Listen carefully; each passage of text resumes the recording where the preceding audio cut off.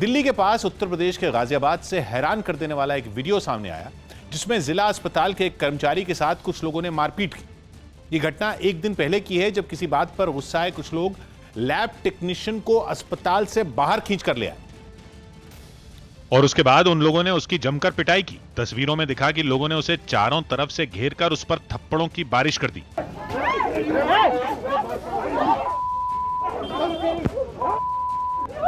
इस दौरान वहां एक महिला भी नजर आई जो उस लैब टेक्नीशियन को बचाने की कोशिश कर रही थी, लेकिन वो उसे लोगों के गुस्से का शिकार होने से नहीं बचा सकी। कई लोग भी जुट गए, लेकिन किसी ने भी आगे बढ़कर इस मारपीट को खत्म कराने की हिम्मत नहीं जुटाई। खबर है कि बाद में पिटाई खाने वाले उस लैब टेक्नीशियन ने पुलिस से इसकी शिकायत की और साथ ही कार्रवाई न होने पर कोरोना जांच ठप करने की चेतावनी भी दी। 2 मई को 5 राज्यों में होने वाली मतगणना के लिए चुनाव आयोग ने दिशा निर्देश जारी कर दिए। न्यूज़ 18 के नीरज कुमार की रिपोर्ट है कि उम्मीदवारों और एजेंटों को वोटों की गिनती से पहले कोरोना की नेगेटिव रिपोर्ट दिखाने या वैक्सीन की दोनों डोज लगवाने की स्थिति में ही मतगणना केंद्र पर आने की इजाजत होगी। वोटों की गिनती वाली जगह भी काफी बड़ी रखने का आदेश दिया गया है ताकि सोशल डिस्टेंसिंग बनी रहे। साथ ही केंद्र के बाहर भीड़ के जुटने पर पूरी तरह रोक रहेगी। यही नहीं, उम्मीदवारों और एजेंटों के लिए पीपीई किट का इंतजाम भी किया गया है। इसके अलावा मतगणना से जुड़े लोगों और सुरक्षा कर्मियों को दस्ताने, मास्क, सैनिटाइजर और फेस शील्ड मुहैया कराई जाएगी। आयोग ने ये दिशा निर्देश सभी राज्यों को भेज दिए। मुंबई के पास ठाणे के एक अस्पताल में आग लगने से 4 मरीजों की मौत हो गई। आशंका जताई गई कि यह आग शॉर्ट सर्किट की वजह से लगी, जिससे अस्पताल में अफरा तफरी मच गई। हादसे के वक्त वहां कई मरीज भर्ती थे, जिनमें कुछ आईसीयू वार्ड में भी थे और उनकी हालत बेहद खराब थी। ऐसे में पुलिस और दमकल कर्मचारियों के साथ आसपास के लोगों ने भी मुस्तैदी दिखाई और तुरंत उन मरीजों को वहां से बाहर निकालकर दूसरे अस्पतालों में पहुंचाने लगे।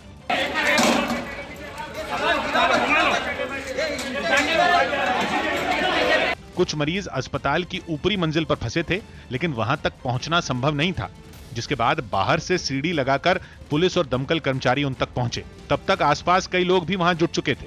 खबर है कि मरीजों को दूसरे अस्पतालों में शिफ्ट करने के दौरान ही 4 मरीजों ने दम तोड़ दिया। अगर लोकल लोग या पुलिस या फिर फायर ब्रिगेड की टीम मशक्कत नहीं करती, तेजी नहीं दिखाते, तो मरीजों की मौत का आंकड़ा और भी बढ़ सकता था। वहीं दमकल कर्मचारियों ने कड़ी मेहनत के बाद आग बुझा दी, लेकिन तब तक अस्पताल को काफी नुकसान पहुंच चुका था। कई वार्ड जलकर राख हो चुके थे तो कई जगहों पर सामान इधर उधर बिखरा पड़ा था। खबर है कि आग बुझाने के लिए वहां कोई इंतजाम नहीं था। और बाद में यह भी पता चला कि इस अस्पताल को प्रशासन ने मंजूरी ही नहीं दी थी। 2 महीने पहले फायर ब्रिगेड ने अपनी जांच में इस अस्पताल को असुरक्षित करार दिया था, लेकिन इसके बावजूद ठाणे नगर पालिका ने इस पर कोई कार्रवाई नहीं की। इस बीच घटना वाली जगह पर नेताओं के पहुंचने का सिलसिला भी शुरू हो गया। राज्य के मंत्री एकनाथ शिंदे हालात का जायजा लेने पहुंचे। जिसकी लापरवाही होगी उसके ऊपर कार्रवाई होगी। इसके बाद वहां पहुंचे बीजेपी नेता किरीट सोमैया ने अस्पताल में आग लगने की बढ़ती घटनाओं के लिए सरकार को जिम्मेदार ठहराया। बहुत खतरनाक स्थिति है, समझ में नहीं आ रहा है कि कितने पेशेंट का क्या हुआ होगा। 3 दिन में तीसरी घटना। बाद में इस घटना की जांच के आदेश देने के साथ ही सरकार ने मरने वालों के परिवार वालों को 5 लाख जबकि घायलों को 1 लाख रुपए के मुआवजे का ऐलान किया। दिल्ली में उपराज्यपाल के पास अब पहले से ज्यादा अधिकार होंगे। न्यूज़ 18 के विक्रांत यादव की रिपोर्ट है कि इस अधिकार से जुड़ी अधिसूचना लागू कर दी गई, जिसके मुताबिक दिल्ली में सरकार का मतलब उपराज्यपाल होगा। यानी दिल्ली सरकार में उपराज्यपाल की भूमिका ज्यादा धारदार होगी। अब वो जिस विषय के बारे में कहेंगे उस पर दिल्ली सरकार के लिए उनकी राय लेना जरूरी होगा। संसद से पास होने के बाद इस बिल पर 28 मार्च को राष्ट्रपति ने मोहर लगा दी। पुलिसकर्मियों को कोरोना से बचाने के लिए दिल्ली के अलीपुर इलाके के थाने में भाप लेने की मशीन लगाई गई। डॉक्टरों का भी सुझाव है कि कोरोना से बचने के लिए भाप लेना काफी फायदेमंद है और यही वजह रही कि थाने में भाप लेने की मशीन लगा दी गई ताकि बाहर निकलने वाले पुलिस वाले कोरोना के खतरे से बचे रहें। इस मशीन के स्विच को पैर से दबाते ही भाप निकलने लगती है और एक साथ 2 लोग इसका फायदा उठा सकते हैं।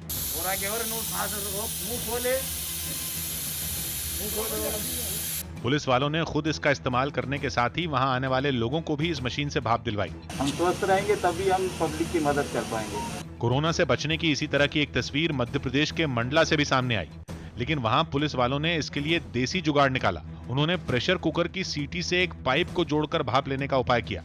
कोरोना की जांच में तेजी लाने के लिए अब टेस्ट के कुछ और तरीकों को इजाजत दे दी गई। न्यूज़ 18 के रवि सिंह की रिपोर्ट है कि वायरस की जांच के लिए मेडिकल क्षेत्र में रिसर्च करने वाली संस्था आईसीएमआर ने 6 तरह के दूसरी प्रक्रिया को मंजूरी दे दी, जिसके लिए अलग अलग देशों में मौजूद किट का इस्तेमाल भारत में किया जाएगा और ऐसी किट या इन तरीकों से जांच करने को देश में अलग से मान्यता देने की जरूरत नहीं होगी। यानी इनके जरिए किए टेस्ट की रिपोर्ट मान्य होगी।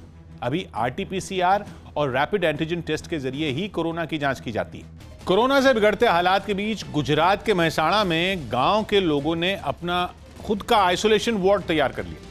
इससे पहले प्रधानमंत्री नरेंद्र मोदी भी गांवों को कोरोना से बचाने की अपील कर चुके हैं, जिस पर काम करते हुए मेहसाणा के 2 गांवों ने नई मिसाल पेश की। एक गांव में कुछ लोगों ने मिलकर 50 बेड का आइसोलेशन वार्ड बना लिया। इस वार्ड में कोरोना के लक्षण वाले मरीजों को रखने के साथ ही उनकी दवाओं और ऑक्सीजन का भी इंतजाम किया गया। कई कोरोना मरीज इस वार्ड में भर्ती भी नजर आए। मेडिकल के अलावा ऑक्सीजन भी यहाँ लोगों को सप्लाई की जा रही है। इसी तरह पड़ोस के एक दूसरे गांव में भी कोरोना से लड़ने की तैयारी देखी गई। वहां गांव वालों ने अपने दम पर ऑक्सीजन की सुविधा वाले 5 बेड तैयार कर दिए। मरीजों के लिए ये छोटा सा अस्पताल वहां के एक स्कूल में बनाया गया, जहां मरीजों को शुरुआती इलाज की सुविधा दी जा सकती है। अगर किसी को गांव में ऑक्सीजन की जरूरत पड़ेगी तो यहाँ पर हम इसकी प्राइमरी ट्रीटमेंट करेंगे। बताया गया कि गांव के एक कोरोना मरीज की ऑक्सीजन न मिलने की वजह से मौत हो गई थी, जिसके बाद गांव के सभी लोगों ने मिलकर अपनी मदद खुद करने का फैसला लिया। कोरोना मरीजों में लगातार हो रही बढ़ोतरी को देखते हुए केंद्र सरकार ने फिर राज्यों को दिए गए निर्देशों को सख्ती से लागू करने को कहा। न्यूज़ 18 के रवि सिंह की रिपोर्ट है कि अपने आदेश में सरकार ने साफ कर दिया, अगर नियमों का पालन नहीं हुआ तो मौजूदा संसाधन भी कम पड़ जाएंगे। इसलिए महीने भर को ध्यान में रखकर अस्पतालों और इलाज की व्यवस्था पर जरूरी कदम उठाएं, खासकर उन जिलों में जहां मरीजों की संख्या अधिक है या जहां आईसीयू या ऑक्सीजन वाले बेड 60% से ज्यादा भर चुके हैं। केंद्र ने राज्यों से कहा है कि ऐसी हालत में इन इलाकों में 14 दिनों तक के लिए मिलने जुलने या समारोह में शामिल होने पर प्रतिबंध लगाया जाए और इन इलाकों में कड़ाई के लिए जो भी फैसले लेने हों वो राज्य सरकार ले। कोरोना संकट की इस घड़ी में कई लोग फ्री ऑक्सीजन देकर जरूरतमंदों की मदद करने में जुटे हैं। इस महामारी के बढ़ते मरीजों के साथ ही देश भर में ऑक्सीजन सिलेंडर की मारामारी है, लेकिन इस मुश्किल वक्त में भी कई लोग मदद करने से पीछे नहीं हट रहे। लोगों की जान बचाने की ये मुहिम जम्मू में भी नजर आई, जहां कोरोना मरीजों को न केवल फ्री में ऑक्सीजन दी गई बल्कि उन्हें एम्बुलेंस से अस्पताल भी पहुंचाया गया। अभी देखिए ऑक्सीजन लगा दी और ये गाड़ी अभी जहां से मूव कर जाएगी, ये लेके निकलेंगे हॉस्पिटल की ओर। खबर है कि कई लोग वहां इस काम में जुटे हैं, जो मरीजों के फोन आते ही उनकी मदद के लिए उनके घर पहुंच जाते हैं। इसी तरह की तस्वीर दिल्ली के पास हरियाणा के गुरुग्राम से भी सामने आई। लोगों की परेशानी को देखते हुए कुछ ऑक्सीजन प्लांट ने जिला प्रशासन की मदद से वहां फ्री में ऑक्सीजन देने का बीड़ा उठाया। रोजाना हजारों ऑक्सीजन सिलेंडर अलग अलग अस्पतालों में भिजवाए जा रहे हैं ताकि कोरोना मरीजों की जान बचाई जा सके। त्रिपुरा के एक डीएम का शादी समारोह में कोविड की गाइडलाइंस का पालन न करने पर नाराज होने का वीडियो वायरल हो गया। इस घटना के बाद राज्य के 5 बीजेपी विधायकों ने पश्चिम त्रिपुरा के डीएम के व्यवहार पर आपत्ति जताते हुए उन्हें सस्पेंड करने की मांग उठाई। क्योंकि पश्चिम त्रिपुरा जिले के डीएम शैलेश यादव एक शादी समारोह में कोरोना नियमों की अनदेखी पर बुरी तरह भड़क गए। उन्होंने नाइट कर्फ्यू का हवाला देते हुए शादी समारोह में शामिल सभी लोगों पर अपना गुस्सा उतारा। यहाँ तक कि शादी करवा रहे पंडित को भी उन्होंने पीट दिया।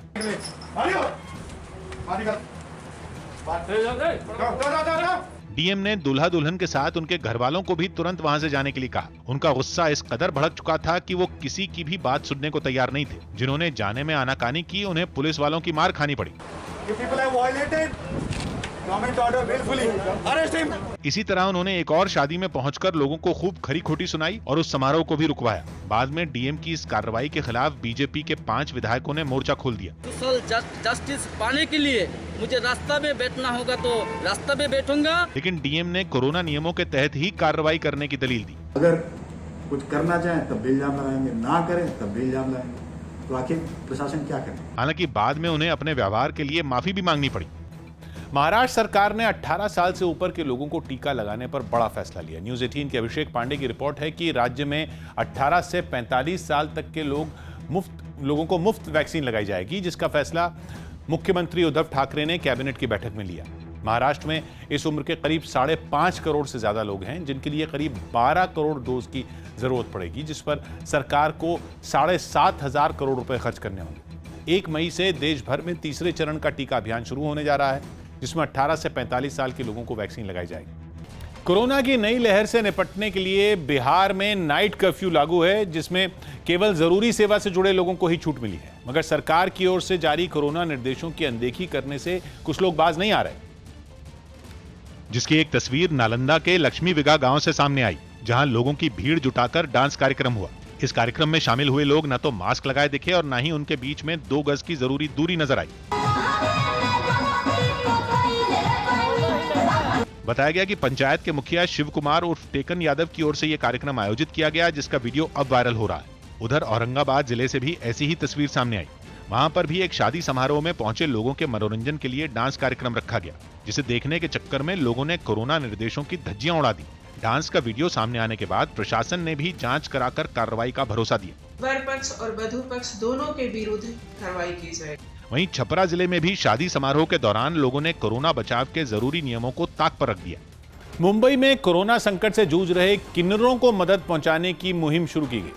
कोरोना की वजह से बिगड़ते हालात का किन्नर समाज के लोगों की रोजी रोटी पर भी बुरा असर पड़ा है। ऐसे में इन लोगों की मदद के लिए किन्नर मां नाम का एक संगठन आ गया है। किन्नर समाज की सलमा इस संगठन के तहत जरूरतमंदों तक खाने पीने का सामान पहुंचाने का काम कर रही हैं। तस्वीरों में सलमा खाने पीने की चीजें और दूसरे जरूरी सामान की पैकिंग करवाती नजर आई।